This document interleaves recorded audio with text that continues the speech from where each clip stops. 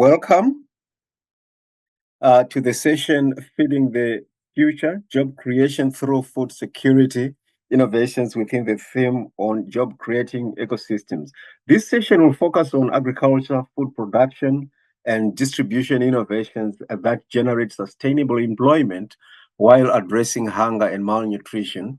We will examine how advancements in agri-tech, sustainable farming practices, and food supply chain innovations transform this sector.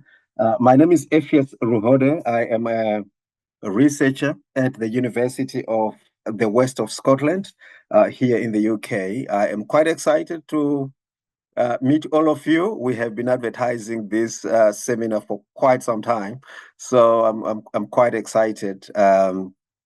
My current research and work right now in Africa is on agri innovations. This makes this session for me quite good and exciting.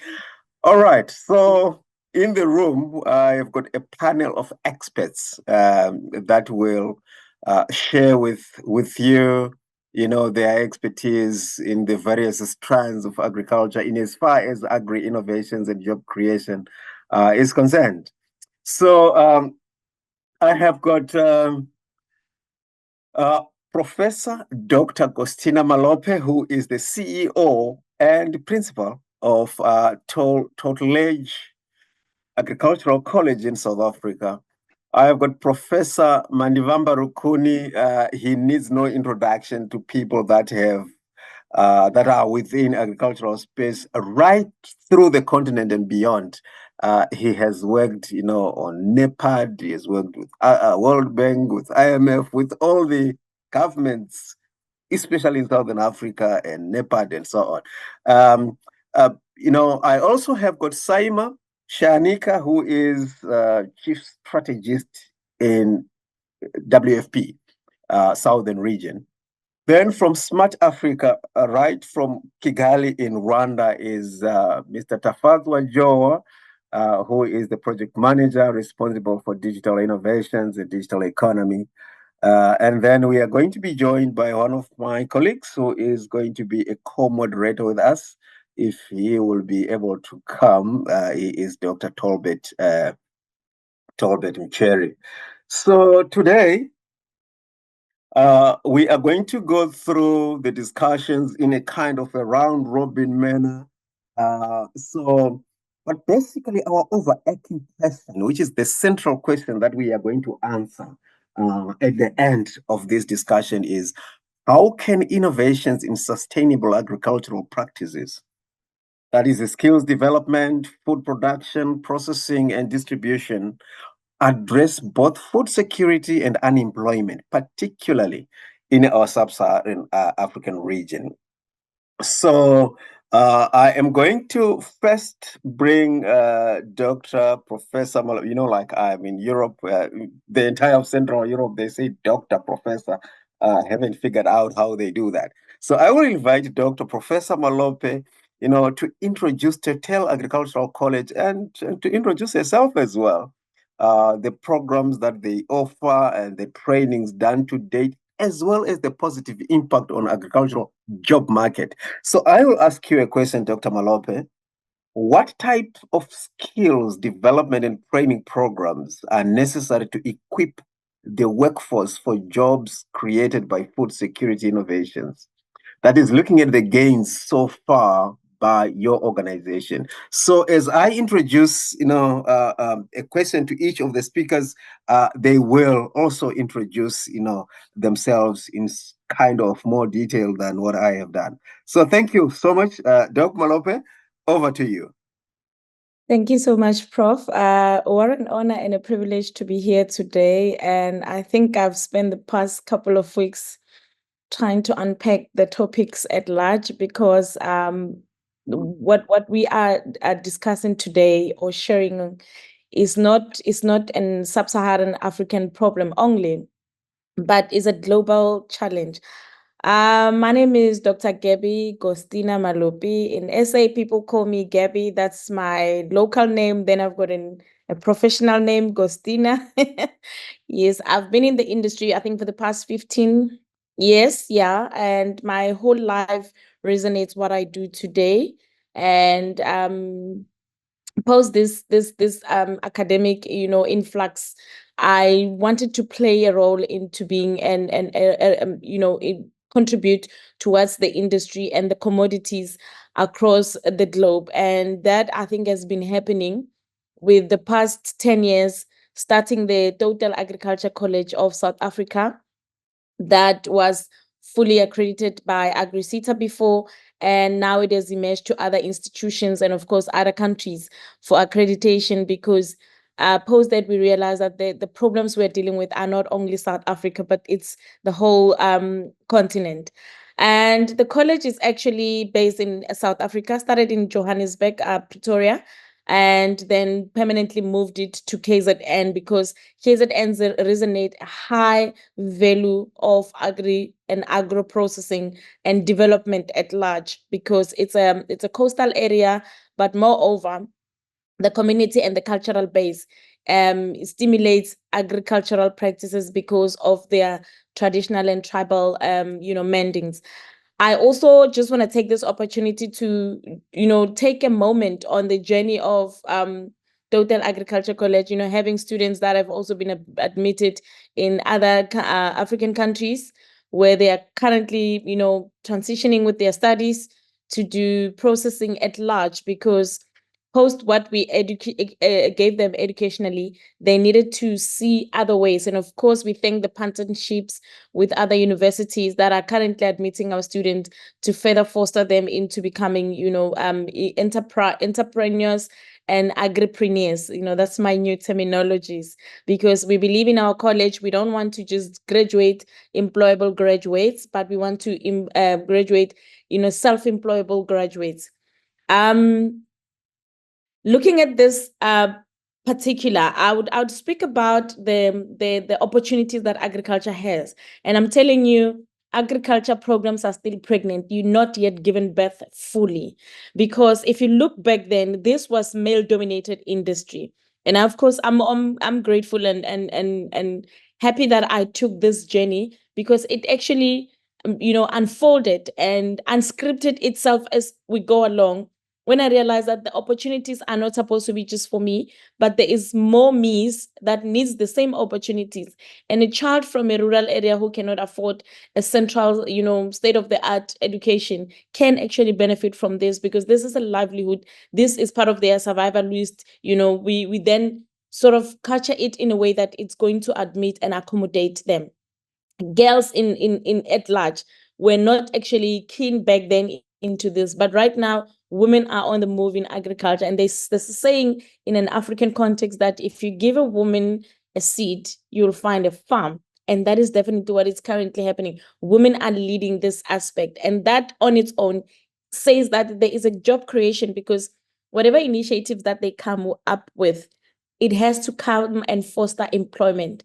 And we've got so many opportunities. When I look at issues of agricultural artisan, where you just specialize in doing lighting for the poultry houses, specialized lighting for poultry houses, and you get to be certified, where you become a pest control specialist and you get certified to deal with pests for specific crops, where you do crop assessment and you become a crop auditor. I mean, these are things that were not on the on the platforms before. And some can become journalists just for agri journalists. These are just opportunities on the lower scale, but these are also low hanging fruits, where if you study journalists, just go and do a qualification in agriculture so that you can do agri journalists. And it's new qualifications that we are fostering, because as Toutele, we are now moving from being the college and becoming an agriculture university that will foster all those creative and advanced qualifications and postgraduate qualifications, which will actually foster proper development, but sustainable development, because this is what we need. Whatever that we craft needs to be able to be sustainable, needs to be able to survive locally and globally, which is a local product of our academic programs.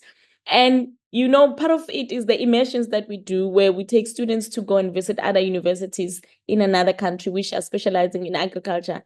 And when they come back, they actually want to build their own prototypes. This is what we want. We want to stimulate positive environmentally. We want to positively impact on them to know that this is not limited for specific people in specific areas, but also open them to the fears of not being able to learn, you know, because that on its own. And of course, one of the biggest thing that agriculture is playing in with this high unemployment rate, it's a mental recovery, because people are going into mental states because of anxiety, depression.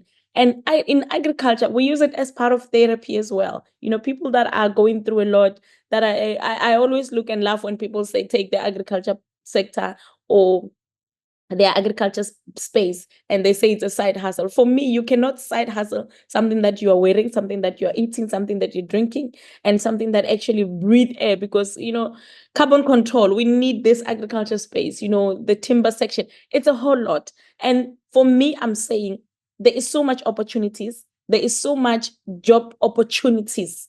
And right now, we are walking away from creating jobs. We are creating self-employable and agripreneurs from this particular industry. But the industry as large has got so many rooms, so many space, and of course, it allows you to venture into your own space of comfortability. I was talking to one young person who said to me, I'm going into the media, agriculture media that you told me about. I said, yes, run drones for us, because we don't have time. We want to train more people, but I won't have time to train them on drones. So as a young person, if you've got talent in photography, don't abandon the skill. Intertwine it with the agriculture qualification, which you're gonna become, you know, an agriculture media person now. And that is not something that is not saturated. Not everyone is doing it. So definitely we have so much opportunities, definitely, to this industry. Thank you. Thank you, Doc. You have said a mouthful. Agri-journalism, you have said that you are now transitioning your institution into an agriculture university. You have said if you give a woman a seed, you will find a farm. There's a lot that you have said. I'll come back to you. Thank you so much. Mr. Jowa, you are operating at the continental level, and Smart Africa is a consortium of 40 plus countries on the continent. And you have done a lot. So now, considering the Smart Africa, projects this far, how can public-private partnerships drive food security innovations that both increase food access and generate new jobs? What is your experience in that space? Thank you so much, Dr. Ruhode. So my name is Tafadzwa Jowa. I'm in charge of country support, and I'm the National Digital Economy and Advisor within Smart Africa. Initially, I actually, to come back to what you're talking about, I was the lead in terms of development of the agri-tech blueprint within Smart Africa. And we went on to develop the national strategy for Zimbabwe, as well as to now develop the agriculture information management system, which the country is now implementing. And also, to resonate to what Dr. Malope was saying, you can actually make use of imagery to actually communicate and see how this can actually work in terms of how it supports farmers in predicting future weather, climate change, right? So maybe to give you a bit of background in terms of what is Smart Africa, we are a bold and innovative commitment from heads of states to accelerate sustainable economic development on the continent, ushering Africa into a knowledge economy through affordable access to broadband and usage of ICTs. Right. Our vision is to transform Africa into a single digital market by 2030. And our mission is to actually drive the digital transformation agenda through a bold and innovative multi-stakeholder approach. So currently, like what Dr. Ruhode said, we've got 40 member states, and all of them, the head of states, sit in our board. And the board is chaired by His Excellency Paul Kagame. And as you can see, that 40 member states, it comprises of over 1 billion people. And that actually says it's a huge market. But you then find that in agriculture, the food, we are failing to produce enough food. And we definitely need to use a lot of innovation in terms of, so that we can increase productivity and production. To bring about the sustainable development, What we are trying to do now is we have understood that agriculture is very pivotal on the continent. 60% of the population is based in agriculture, but you then find that most of the families go hungry every day. And we need to really transform that and bring out new technologies, new research to actually have more crops, better research and development, like what Dr. Malope is doing. You've got research and development of new crops, products, and you actually end up having more, generation of more food, because definitely the continent is growing. So I've already mentioned about the blueprints, and so we have also looked into how can we contribute to the conversation. We take part in conferences like this to bring insights in terms of what can be done, and also what technologies are there. Just to mention one of them, there is AI. There is a lot of data that is being generated, but it needs to be actually made use of by the farmers through making use of different systems that actually help for them to actually predict, that is generative AI and analytical AI.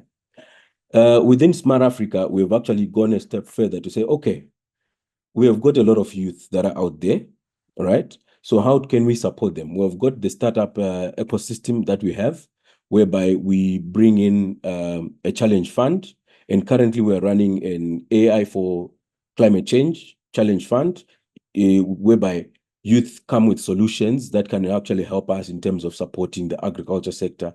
How can we bring in innovations which can actually do early warning signs? How can we even bring innovations that can actually support in terms of climate mitigation strategies? Just to move from the strategy, the agri-tech blueprint, we have got a vehicle called Smart Africa Digital Academy. We actually developed, knowledge pieces so that people can have access to and learn and understand the depth in terms of what is the value of agri-tech. Most of us here will talk about how do we use ICTs in agriculture, but do we really appreciate or understand the value that comes with actually implementing all of this? Most of us are using it. Most farmers are actually marketing on social media, let's say WhatsApp, some Facebook. Those are all elements of agri-tech, how people can actually be making use of that in terms of to create jobs, to actually grow the market. So now, to answer your question, how do we bring in the public-private partnerships to really bring in the synergies? So we can look at the strengths of both sectors. We've got the public sector, which needs to create the regulatory environment to make it more affordable, more sustainable for the private sector to actually support the farmers. And we need infrastructure, right? Most of our crops, we've got more than 30% food losses, Why? Because it's either the food is going to be lost because the farmer does not have access to the market. There are no road networks. They cannot bring this produce, or either the produce does not have enough. Some products are perishable. They need to be refrigerated, and there's no refrigeration. And even actually bringing in agro-logistics so that we have got somewhere warehouses where the farmers can actually bring the produce. It's stored under refrigeration before, as it waits to be moved to the next market. All these infrastructures can be built as long as there is infrastructure supported by public sector, and then the private sector see the opportunity to actually bring the aggregation component for them to actually then move. And then the logistics aspect. The infrastructure is good. It means it makes it less expensive for private sector to manage transportation from point A to point B, and this lowers the cost also for the farmer to actually be able to sell their produce eventually. And then another one is capacity building. There is a lot of knowledge that is out there, but most of the people do not have the knowledge to actually be able to make use of it and then generate it and become like what Dr. Malope is doing. She's big agripreneurs, right? Agripreneurs, they can only done that after they've been built capacity for them to understand the value that comes with the space. And then amongst other things, finance. We have got a lot of smallholder farmers who are not bankable. but we need to find a way of getting them bankable. We need to find of getting them to be included in the financial sector. We need solutions from young entrepreneurs who can develop systems that can actually help track the track record of a farmer. Nowadays, we've got mobile money, we've got banks, right? A farmer can actually have a credit record making use of these platforms as long as they are transacting on mobile money, even on banks, and try and move away from the cash society and become more a mobile money. It helps to actually bring the track record of a farmer rather than for them to just go and explain, this is what I do. But now, at least if there is financial inclusion, it helps the farmer to be able to be tracked along the chain. Lastly, I would say we need platforms, right, which is intertwined with financial inclusion, whereby farmers can actually be able to get access to these platforms. First of all, they're built capacity in terms of how do they make use of these platforms. And then on this platform, they're able now to be linked directly to the consumers or the wholesalers, retailers, so that you're actually creating. So along this chain, at the farmer level, they're able to produce, and whatever they produce is absorbed by the market. And then as this is being moved, you need transportation. So it means the transportation is actually creating a new industry, the transport industry. And then there is agro-logistics aggregation point. That's another warehousing system that can be used to actually support, and you actually employ more people. And then obviously right to the consumer, whereby they are now able to get access to all these products. I think for now, let me end there. Thank you so much. Thank you so much. You have said a lot. If we will have time, I would want to come back to you, at least to unpack a little more on the Startup Challenge Fund and also the Digital Academy. You call it the Smart Africa Digital Academy. At least we would want to know more about that. All right. Thank you so much for that. Miss Saima said she might have some challenges with network, but let's try. Can you hear me, Miss Saima? Oh, yes, great.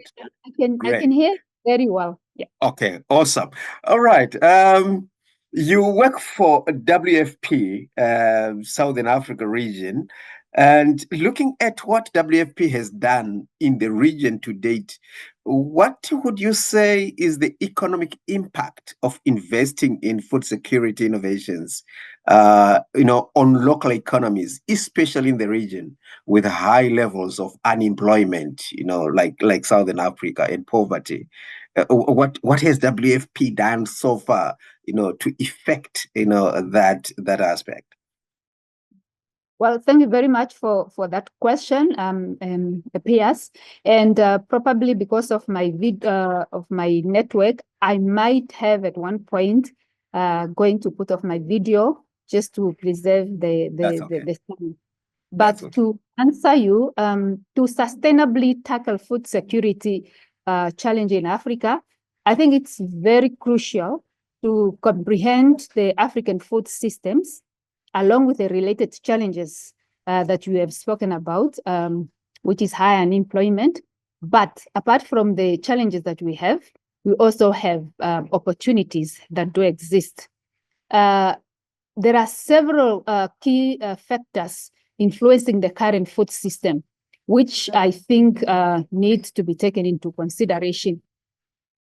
First of all, in Africa, food production primarily, it relies on traditional and subsistent rain-fed small agricultural, or with sometimes we have a significant number of these farmers being women. Of course, I was listening to what Dr. Gostina Malope is saying and the impact that she has made, which is very, very good in terms of using the knowledge and being able to, use today's technology to improve agricultural method in Southern Africa. However, that being the case, largely we still depend on rain-fed agriculture. Now, this production method is extremely vulnerable to climatic shocks, including drought and floods. At the moment, we're dealing with the issues of El Nino and also the issue of La Nino. They are all climate variability that is impacting the way we produce food in the region.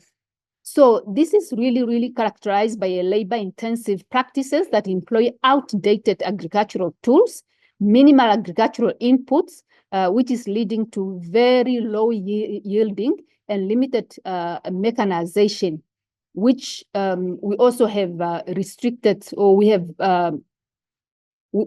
have less access to finance, resources, and technology. Now, additionally, opportunity for value addition, value chain development, and processing are scarce. They're not there, resulting in substantial post-harvest losses. So a lot of post-harvested loss that we have as a result of the way we do the production at the moment. Now, even without the impact of climate change or pandemics like COVID-19 that we just have had in the region, this food production, I'm now talking about the way we do the food production, where we are mostly relying on rain-fed agriculture. This model cannot meet Africa's growing food demands because of the driven population growth and the urbanization. You talk about the young people and the unemployment that we have.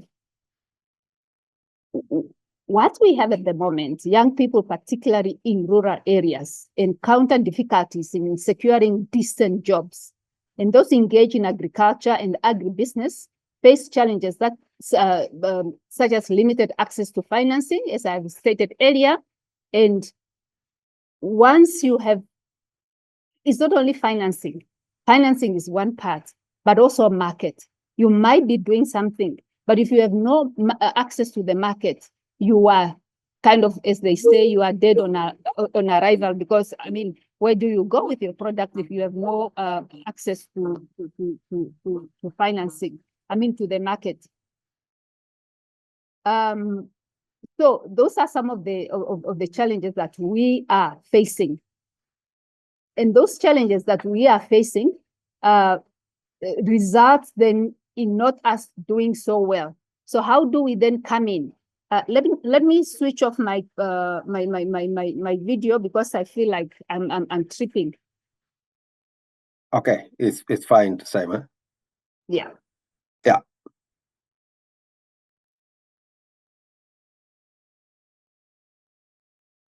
Are you still there? Yes, I am still here. So All right. now, as a result of those complex issues that I've just talked about, particularly in the rural communities in Africa, which is experiencing food shortages, further complicating food and nutritional security, these challenges contribute to persistent poverty, environmental degradation, social inequality, conflict, and so many issues that we are facing. So what we have done, for instance, the most important thing is to ensure reliable and affordable energy solution in rural Africa and investing in infrastructure.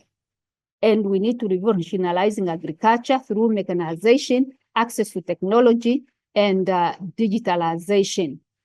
And also making agriculture an appealing and lucrative opportunity for the youth. How do we make agriculture, attractive to the youth? And how do we also make sure that we promote sustainability and environmental consideration, minimizing the land degradation and supporting nature-based system? What I'm leading to when I'm talking about all these things is to say we have what we call a rapid rural transformation. Rapid rural transformation is a solar-powered energy system that have become accessible and economically viable. And this program, it implements several, what we do is that we bring, it's an off-grid sustainable green energy solution that serve as a gateway for providing an ecosystem of an integrated services, essentially for driving rural transformation in a geographically isolated area. Now, with affordable and sustainable energy in place, it becomes visible to supply potable water and irrigation. So once you are having energy, you can then drill a borehole, and with that drill, with a borehole, you are able to start agricultural production through irrigation. And on top of that, the systems enable healthcare equipment and to be those one that can be digitally operated, so that you have this, access to healthcare infrastructure. So in one place, or what I'm trying to say is that in one place you have agricultural production taking place because you have water and electricity. That's mostly what people in the rural area need. You have water and electricity, so you have agricultural production taking place.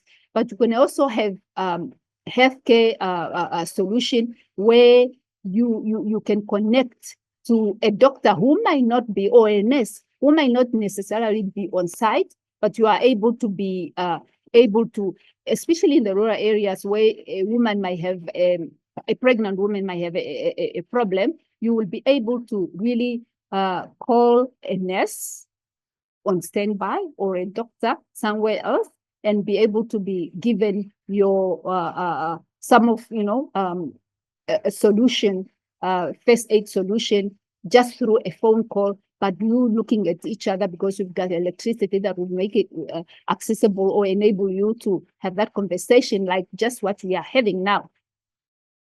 Apart from that, they also utilize the same system for household cooking, lighting, and all other stuff that is needed to live as if you are in the urban area. So the main aim is really to and discourage people from going to urban area, because why do people go to urban areas? Because they are looking for opportunities that do not exist in the rural areas. But if you bring these opportunities that too often exist in the urban area but are not there, then you are able to keep people in the area where they are. They develop the area where they are, and they work on the land in which they are. So the provision of this sustainable energy is a key driver of rural transformation, and it complements other improvement efforts, like what I say, related to water supply, health, education, agriculture, and job creation. Now, these energy hubs also foster access to information and knowledge, develop agricultural value chains through the value addition, and it creates learning opportunity via smart classrooms. What we have done, like in southern Madagascar, we have put up a digital classrooms where children from the area will be able to be connected through smart classrooms, and they are able to receive education from a professor or from a teacher who is not necessarily in the area where they are. Anywhere in the world, they can be able to connect to that, particularly the science students are able to connect to a very knowledgeable science teacher outside the area and be able to be given the same education that is given to anyone who has access to this type of technology. So the aim really is to generate livelihood options, particularly for women and youth, while improving access to water and to alleviate the burden on women who typically travel long distances to fetch water. Because if you have a borehole there, instead of women to spend a lot of time going and traveling to go and get water, the water is there, they can just get it there. And instead of them now to preserve the water, to say, I can't do agriculture now, I can't do my small backyard garden because I don't have water, then the water is there and they are able to feed their family. So it really represents an integrated service delivery approach that promotes grassroots development. That really is one of the interventions that I think is not only helping with the food systems, but it's also innovative in nature and helping the community to transform their livelihood. Thank you so much. I was on mute. Thanks, Saima. Thanks so much. All right. You have also said quite a number of things there, which would require a follow-up. But let me bring in Professor Rukuni. Prof, are you in?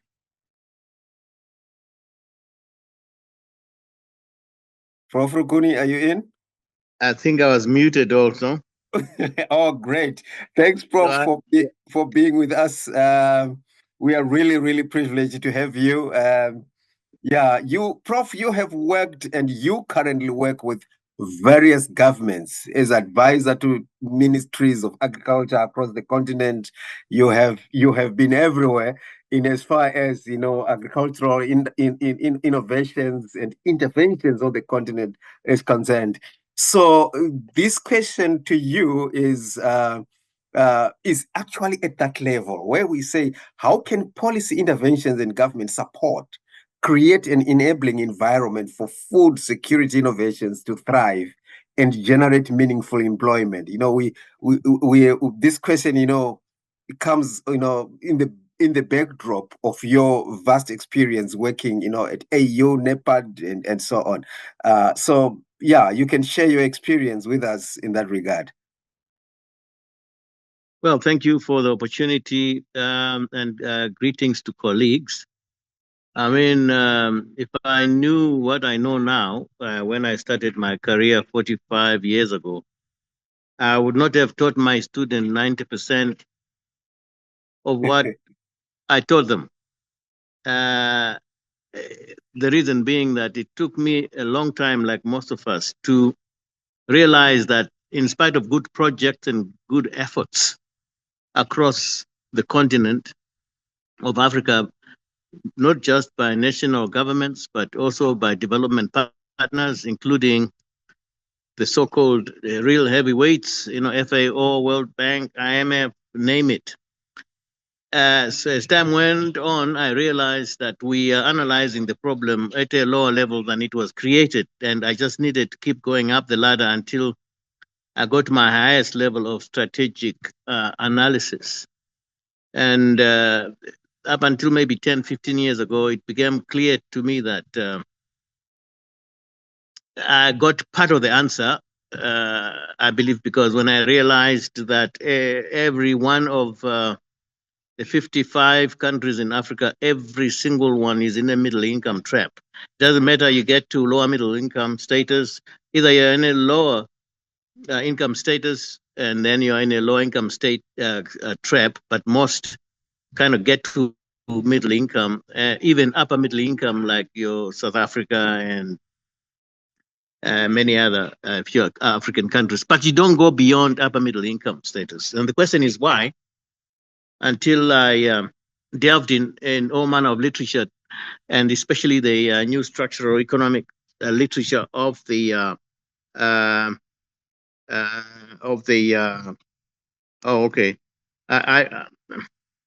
I had been closed out to showing my face, but I think the host decided maybe they needed to see my face to prove that I've been working for 45 years. So the fact that every one of Africa's countries, every single one, is in a middle income trap or lower, is not an accident. And at the highest level, it is a policy problem because our policy interventions are at a far lower level than will solve the problem. The idea is to have an agricultural revolution which leads into a fully fledged industrial revolution like most high-income countries in the world. But those that succeeded through orthodox type structural transformation are the European countries and the parts of the world that they colonized more successfully to be the dominant population, such as North America, Australia and New Zealand. The rest of Africa, the rest of South America, and most of Asia have failed to get out of the middle income trap. A middle income trap is basically because we have a dual economy.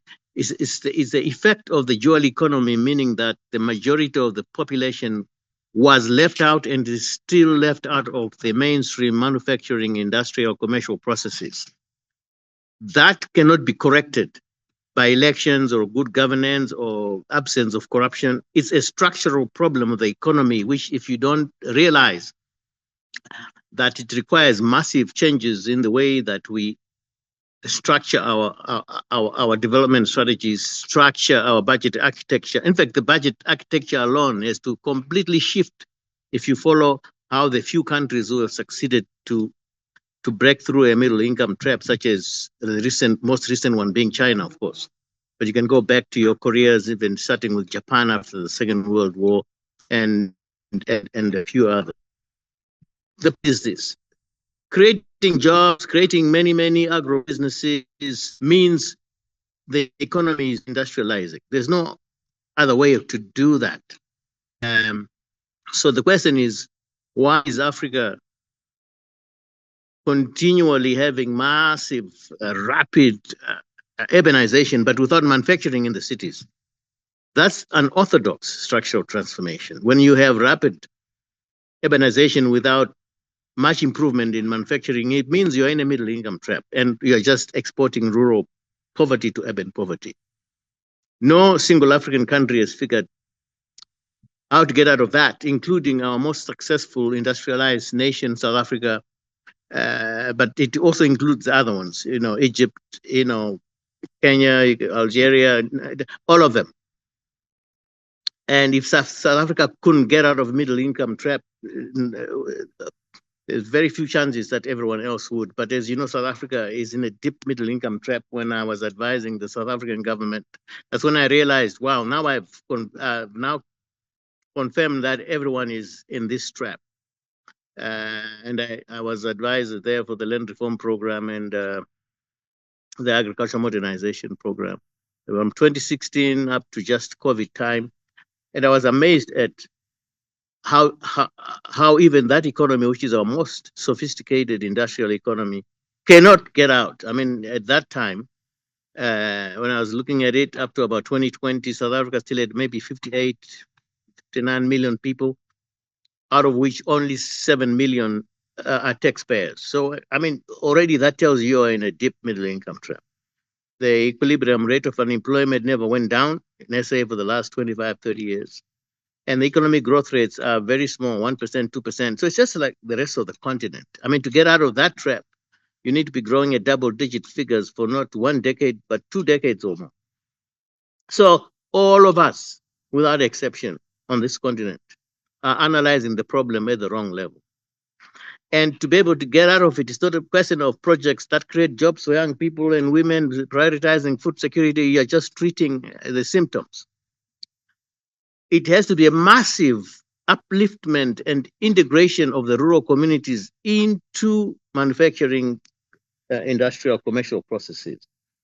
So the countries that have successfully gotten out of this trap and be able to start creating jobs at a massive scale are countries who have basically done the following. They tip the budget architecture of the public sector so that the majority of the budget goes rural. They're not only putting most of the resources into roads, water, power, etc. They are also investing heavily into the productive capacity of small family farms, not large farms, small family farms, because the issue of land size is also another red herring. As long as a country is largely a labor access country, small farms will be more efficient economically than large farms. And if the country is largely short of labor in a labor scarce economy, then large farms are more efficient than small farms. It's not it's not a political issue. So the point is, only when a rural middle class is established on a large scale, and the rural middle class has been the answer to creating new domestic market for locally manufactured goods and services. I can summarize it by way of the Chinese experience, which is the latest. After following this strategy for less than a decade, actually, 1980 to 86, they not only massively got rid of the food problem, which is the reason why you need an agricultural revolution before you can have an industrial revolution, because until food is abundantly available and reducing in cost, the cities are death traps. If food is expensive in the cities and is in short supply, city people are desperate people. They can topple a government in days if they're out of food. But also when food is expensive and constitutes a high portion of the household budget, then the factories have to pay higher labor wages. Factories are not that economically viable. So you always need an agricultural revolution, which starts with a food systems revolution before you can have an industrial revolution. So basically, having said that, for Africa, I've looked at many countries. I've been advising NEPAD and on their Comprehensive African Agricultural Development Program for, I don't know, the last 10, 12 years. That also has not managed to turn this thing around. If anything, it has reinforced the idea that the answer to our problem lies in foreign aid and trade and so on, of which I'm not going to really spend time just explaining why that won't solve the problem, because getting out of a middle income trap cannot be solved, as has been demonstrated by even big economies like Brazil. You can be able to manufacture almost anything. I mean, they manufacture aeroplanes, anything you can think of. But they are still in a middle income trap because export driven industrialization just means your huge monopolies, oligopolies is not going to mass uplift your poor rural people. But the rural middle class, on my theory of change, is been proven throughout where they've broken through a middle income trap, that once the theory is very simple.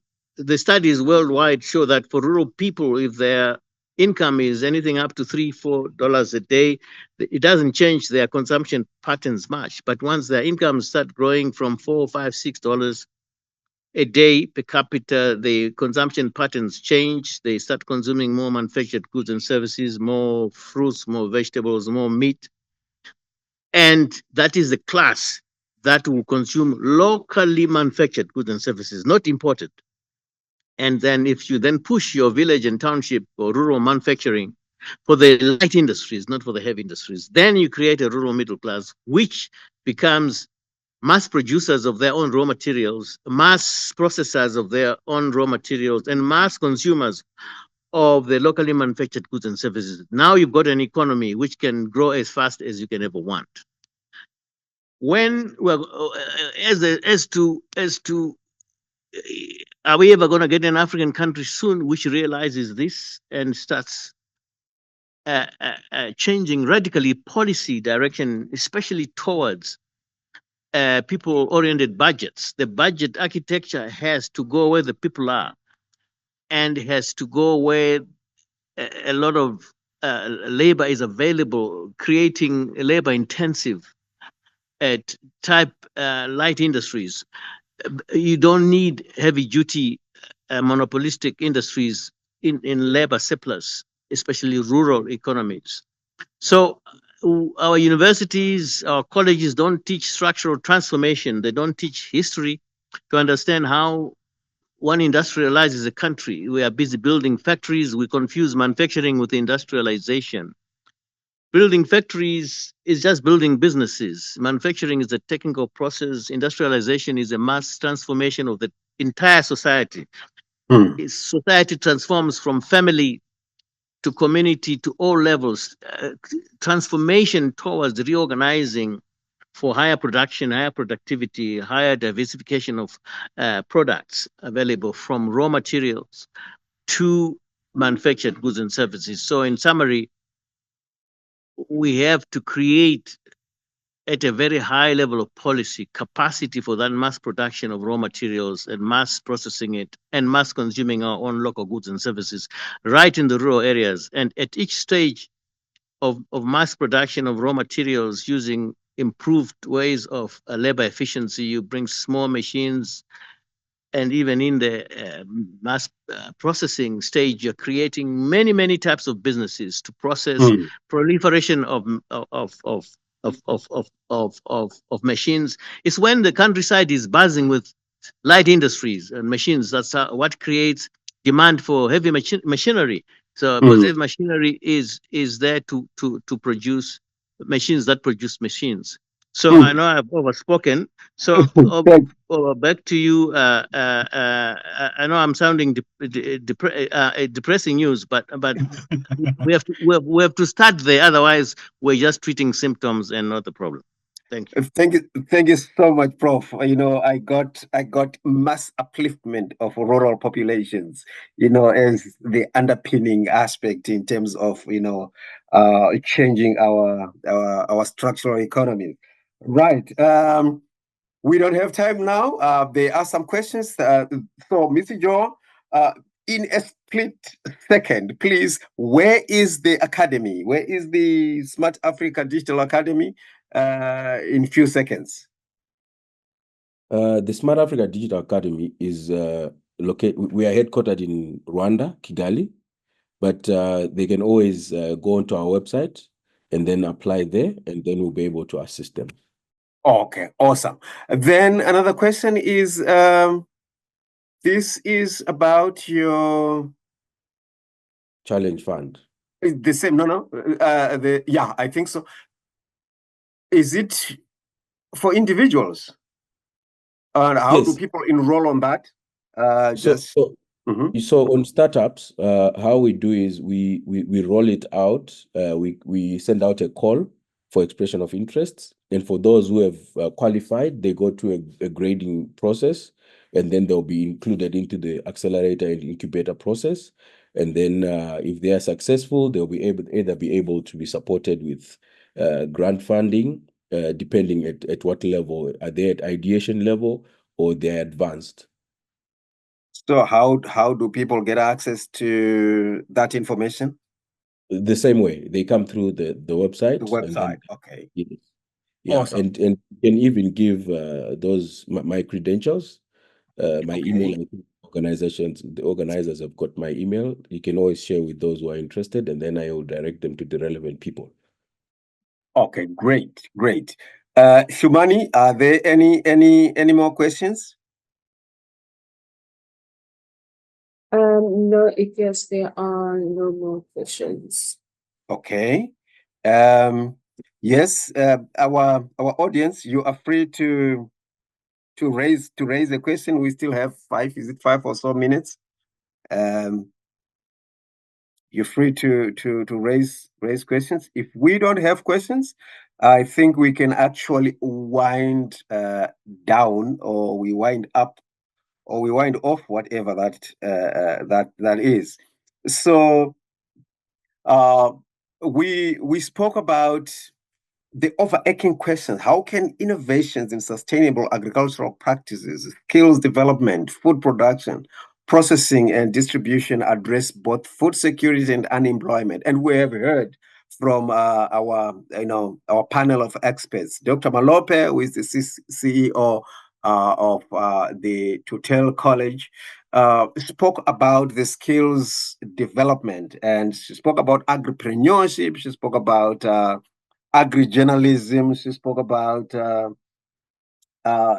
ushering. No, that was Mr. Jowa now, who spoke about ushering Africa into a knowledge economy, and he spoke about the use of technologies. Can you just, in seconds again, Mr. Jowa, this is up to you. This is to you as well. Can you, in seconds, tell us, which countries, of the 40 Smart Africa Partnership Alliances, which countries would you say have deployed agri-tech systems more, which we must emulate and others go and learn from? Just 2 or 3? Just 2 or 3. I'll pick. There's Morocco, Kenya, Ghana. They're actually leading in terms of technology. You've got Rwanda. Zimbabwe is also coming up, as well as South Africa. So these are the few that I can quickly mention. But they are always different levels.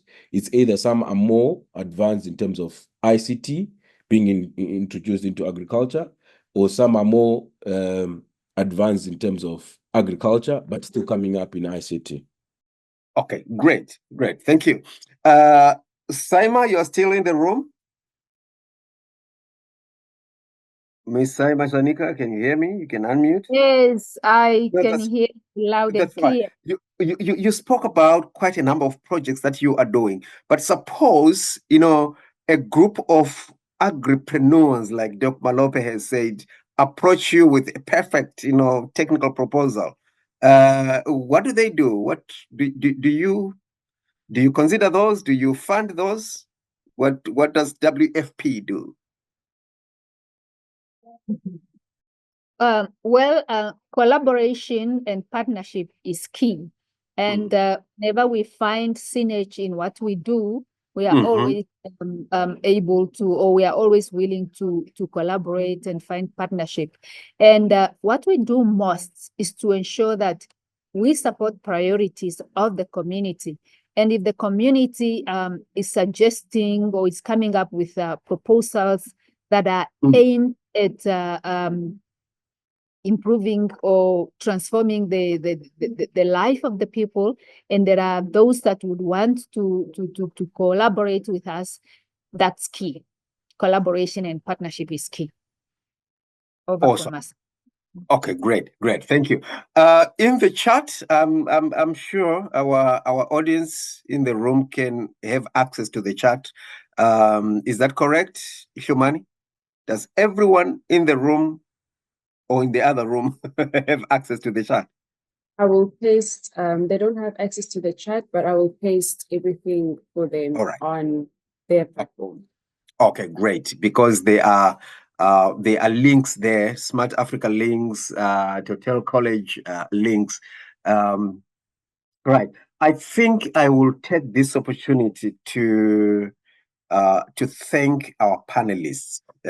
We, like I said, we've been privileged to have access to Professor Rukuni, who is needed in so many areas. The other time I tried to get a hold of him, he said, I'm actually going to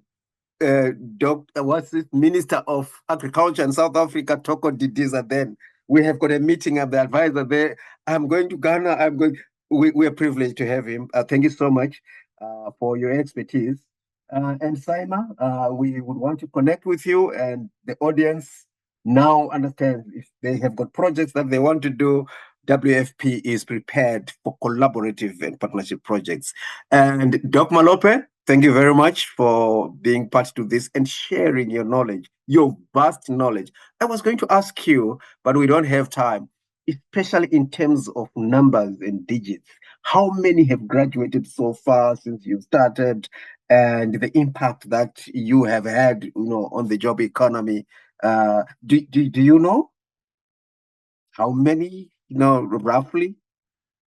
Of course, Prof. From 2010 to 2024, which we recently had our latest graduation, we have officially released over 6,000 graduates from short learning programs and to full qualification.